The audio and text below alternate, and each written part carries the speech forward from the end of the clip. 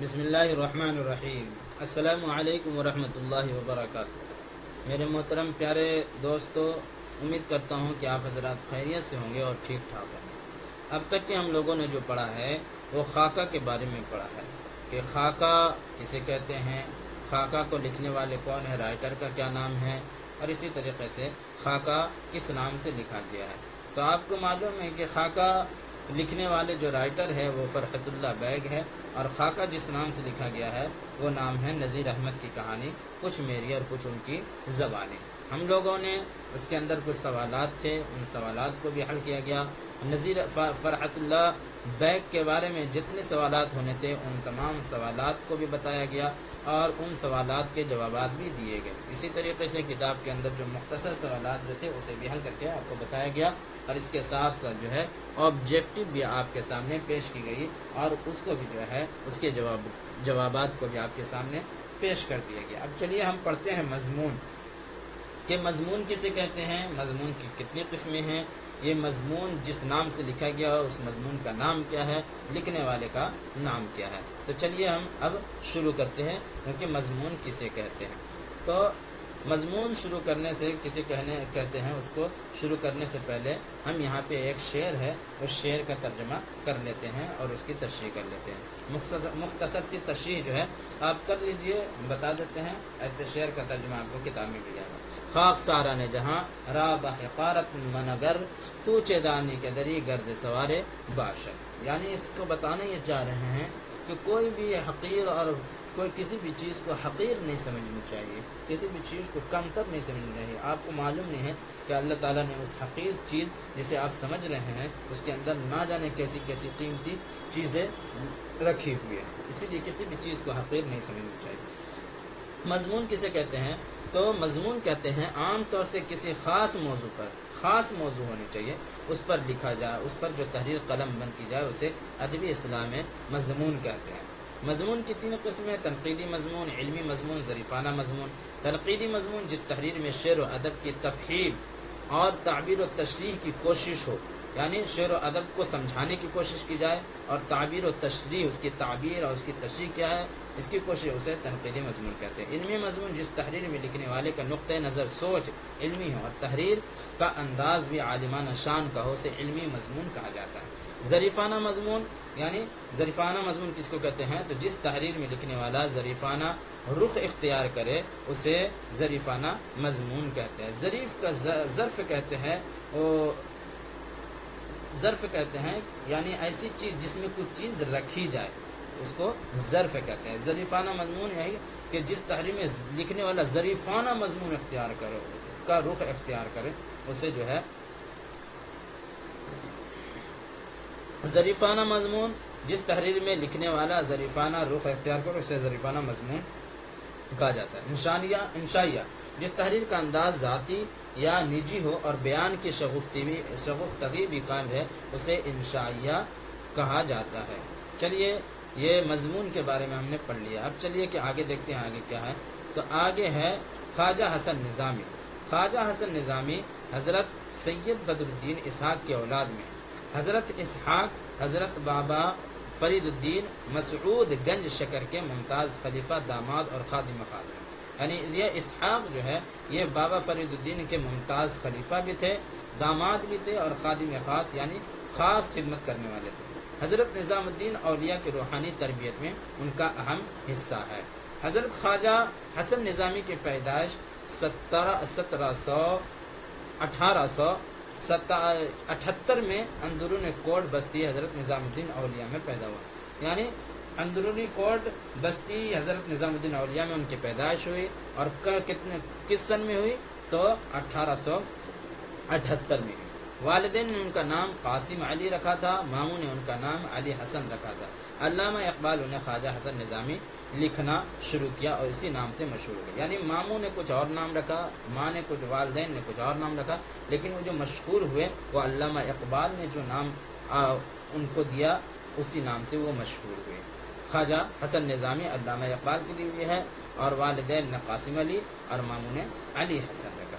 خواجہ صاحب کے والد کا نام سید عاشق علی نظامی تھا، والدہ کا نام سیدہ چہیتی بیگم تھا۔ خواجہ حسن جب بچے تھے تو ان کے والدین کا انتقال ہو گیا تھا. ان کے بڑے بھائی سید حسن علی شاہ نے کفالت کی یعنی پرورش کی. 18 برس کی عمر میں اپنے چچا کی لڑکی سیدہ حبیب بانو سے نکاح ہوا. پہلا نکاح کا کس سے ہوا؟ تو چچا کی لڑکی سیدہ حبیب بانو سے نکاح ہوا. دوسرا نکاح جو ہے پہلی بیوی کے انتقال کے بعد سیدہ محمودہ خواجہ بانو سے نکاح کیا. انہوں نے حلقہ نظام المشائخ اور رسالہ نظام المشائخ کی بنیاد ڈالی. یعنی ان دونوں چیزوں کی بنیاد انہوں نے، یہ 2 کتابیں ہیں، اس کتاب کی بنیاد یعنی لکھی ہے.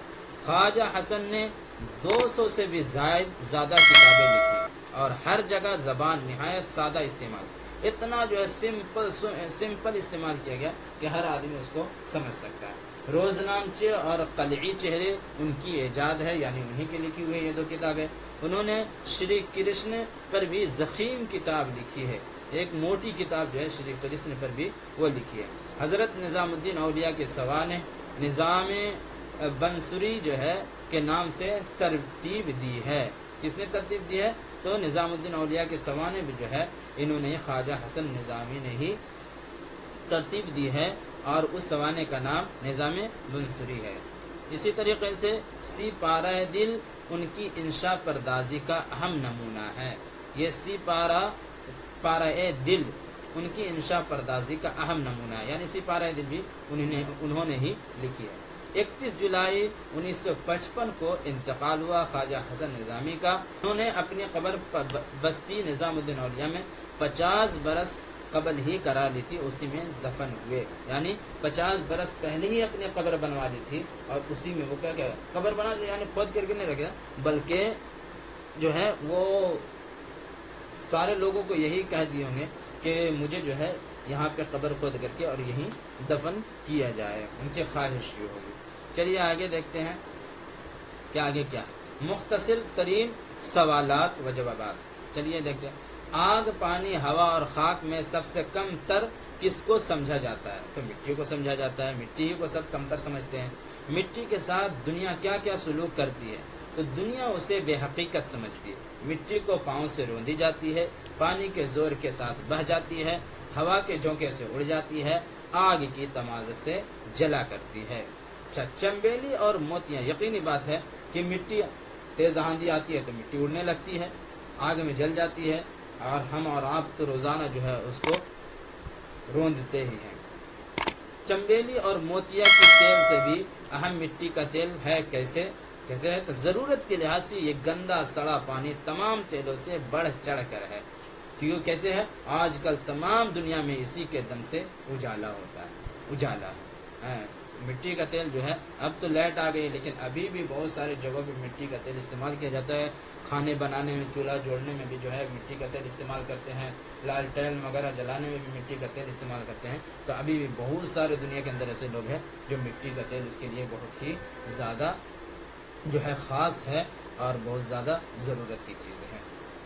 مٹی کا تیل دیکھ کر لوگ کیوں ناک بھوں چڑھاتے ہیں؟ تو مٹی کا تیل کا بدبودار ہونے کی وجہ سے لوگ ناک بھوں چڑھاتے ہیں. مٹی کا تیل تمام تیلوں سے کیوں بڑھ چڑھ کر ہے؟ تو مٹی کا تیل خوبی اور افادیت کے لحاظ سے اس قدر بڑا ہوا ہے کہ دوسرا کوئی تیل اس کا مقابلہ نہیں کر سکتا. یعنی افادیت کے اعتبار سے، فائدے کے اعتبار سے، دوسروں کو فائدہ پہنچانے کے اعتبار سے مٹی کا تیل اس طریقے سے بڑھا ہوا ہے، اس قدر بڑھا ہوا ہے کہ دوسرا اس کا مقابلہ نہیں کرتا فائدہ پہنچانے کے اندر. مٹی کا تیل بالکل بے غرض اور بے تعلق کیسے ہے؟ تو مٹی کا تیل اتنا بے غرض اور بے تعلق ہے کہ اس کی روشنی میں شراب خوری ہو یا عبادت الہی ہو، اسے روشنی دینے سے کام کسی کی پرواہ نہیں کرتی.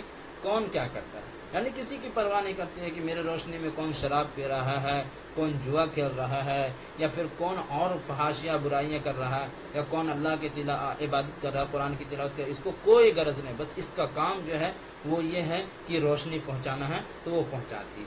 چلیے آگے دیکھتے ہیں. آگے ہے مختصر گفتگو.